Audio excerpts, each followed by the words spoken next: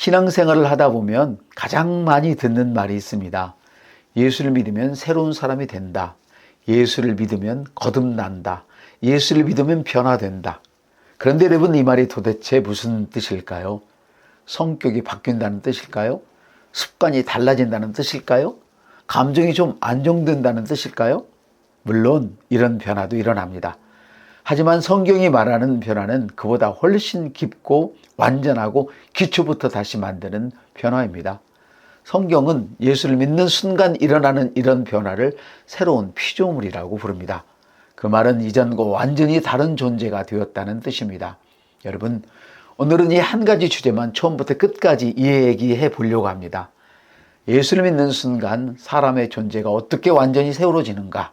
이 내용이 여러분 마음에 깊이 들어가면 지금까지 신앙생활의 무게가 훨씬 가벼워지고 하나님을 향한 마음이 훨씬 자유로워질 것입니다.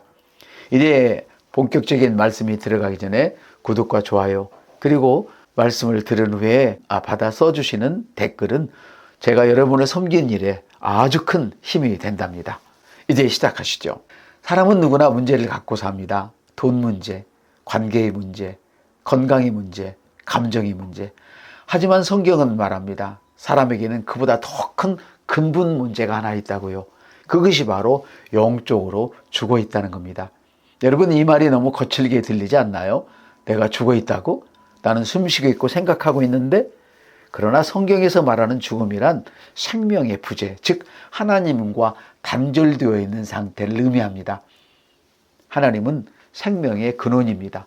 하나님과 연결되어 있지 않으면 사람은 하나님을 알 수도 없고 하나님을 느낄 수도 없고 하나님을 신뢰할 능력도 없습니다. 이 상태에서는 기도를 해도 응답이 느껴지지 않고 말씀을 읽어도 마음에 들어오지 않습니다. 하나님을 믿고 싶어도 믿어지지 않습니다. 이것은 의지가 약해서가 아니고 노력이 부족해서도 아닙니다. 그저 상태의 문제입니다. 연결이 끊어진 상태입니다. 그래서 하나님은 이 근본 문제를 해결하시기 위해서 한 가지 길을 준비하셨습니다. 그 길이 바로 예수 그리스도입니다. 여러분, 하나님은 전능하신 분입니다. 그러나 인간의 죄의 문제, 죽음의 문제, 단절의 문제를 그냥 없었던 일로 하자라고 하실 수는 없었습니다. 왜냐하면 하나님은 공의로우신 분이기 때문입니다. 불의와 죄를 그냥 눈 감아버리시면 하나님의 본성과 어긋나기 때문입니다. 그래서 하나님은 우리가 감당할 수 없는 문제들을 예수 안에서 해결하셨습니다. 예수님이 십자가에서 죽으신 것은 종교적인 감동을 주기 위한 이야기가 아닙니다. 예수님의 죽음은 하나님이 사람들에게 줄 수 있는 가장 완전한 해결책이었습니다. 예수님이 죽으실 때 하나님은 우리의 죄를 예수님께 떠넘기셨습니다. 그리고 예수님이 부활하실 때 하나님의 새로운 생명을 우리에게 떠넘겨주셨습니다. 쉽게 말하면 이렇습니다. 우리가 가진 문제는 예수님이 가져가고 예수님이 가진 생명은 우리에게 오는 것, 이것이 복음입니다. 그리고 이 복음은 단순한 교리가 아니라 우리를 실제로 바꾸는 하나님의 능력입니다. 신앙의 핵심은 변화입니다. 그러나 성경이 말하는 변화는 행동의 변화보다 먼저 존재의 변화입니다.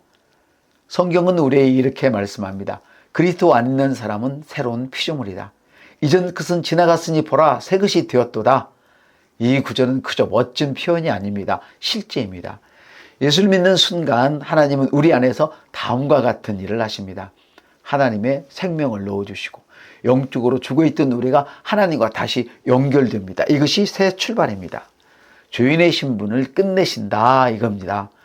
죄인이란 죄 때문에 하나님 앞에 설 수 없는 존재입니다. 하지만 예수를 믿는 순간 그 신분은 완전히 끝났습니다. 죄인의 신분은 완전히 끝났습니다. 하나님의 의를 주신다. 이것이 가장 놀라운 부분이죠. 하나님은 단순히 우리를 죄 없는 사람으로 정리해 두는 정도가 아닙니다. 아예 자신의 의를 주셨습니다. 하나님의 자녀가 되게 하신다. 우리는 용서받는 죄인이 아니라 하나님의 가족이 된 것입니다. 이 네 가지는 사람의 노력으로 얻어지는 것이 아닙니다. 어떤 종교적인 행위의 결과도 아닙니다. 전적으로 예수를 믿는 순간 일어나는 변화입니다. 여러분, 신앙생활에서 가장 큰 오해 중에 하나는 나는 용서받은 죄인이다 라는 생각입니다. 물론 우리는 용서받았습니다. 그러나 동시에 더 중요한 일이 일어났습니다. 하나님은 우리를 죄를 용서받은 사람 정도로 그냥 두시지 않으셨습니다. 하나님은 아예 우리의 신분을 바꾸셨습니다. 고린도후서 5장 21절은 이렇게 말씀합니다. 우리가 하나님의 의가 되게 하려 하심이라.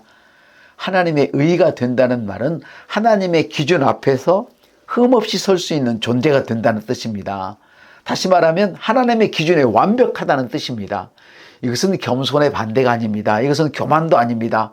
단순히 자기 긍정도 아닙니다. 이것은 하나님이 우리에게 주신 진짜 신분입니다. 이 신분을 알면 마음에서 자유가 일어납니다. 하나님 앞에 설 때 두렵지 않습니다. 기도할 때 위축되지 않습니다. 하나님이 나를 받아주실까 걱정하지 않습니다.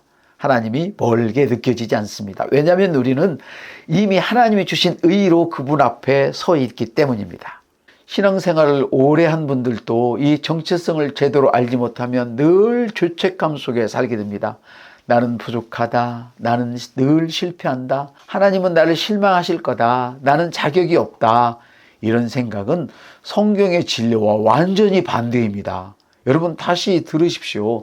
예수 믿는 순간 당신은 하나님의 의가 되었습니다. 이것은 느낌이 아니라 사실입니다. 이 사실을 믿기 시작하면 삶이 달라지기 시작합니다. 죄책감이 줄어들기 시작합니다. 하나님 앞에서 당당해집니다. 기도할 때 담대해집니다.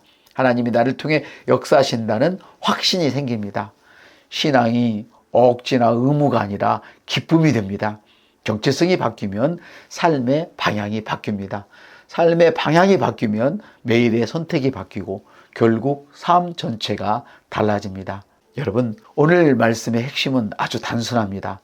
예수를 믿는 순간 우리는 죄의 신분을 벗고 하나님의 의, 하나님의 자녀라는 완전한 새로운 신분을 받는다.